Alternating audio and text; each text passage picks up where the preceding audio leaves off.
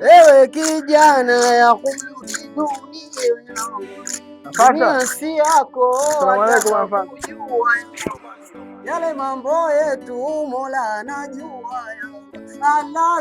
Mwanangu. Waalaikum salaam. Kwema kabisa. Kwema kabisa. Naona leo unapata kitu cha kuku leo. Nakumbuka bwana hapa nilipokuwa madrasa kipindi hiko. Ndio. Na zamani. Kikisu unazungumzia nani? Kikisu kuku. Hapa nilikuwa na asa. Kikisu naona kama kidogo kama kitakuwa kitoshi.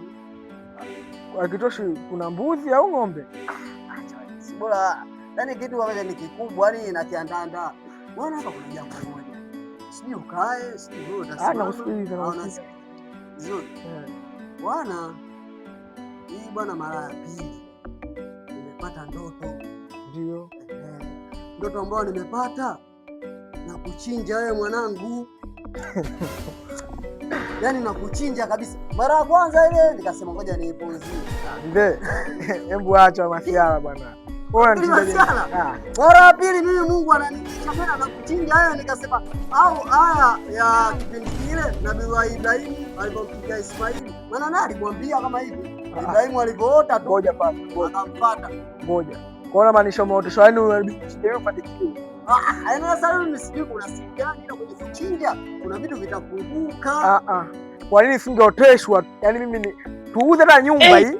Imadi unipe mimi hela ujue ninapeleka wapi. Unakuja kuoteshwa mimi unichinje mimi. Mimi. Acha mambo yako.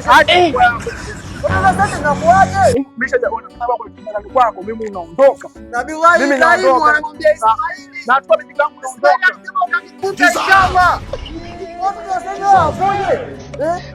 Ismaili anasema baba, kama ni hivyo Mungu basi utanikuta inshallah hadi Allah anateremsha kondoo. Yaani mtoto anamuelezea jambo hili labda maoni. Sasa hivi kudada. Sio kama zamani. Unampima tu kidogo roho yake pole. Na uondoke. Uondoke, nishakuona. Nikakutesti hivi umeingia kwenye mtego, kwenye kodi. Yaani wewe unakivizia kibanda changu.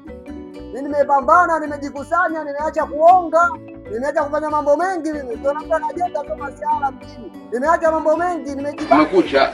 Kuna dada nzuri kipindi hiko. Mimi nimeacha, nimekaza roho.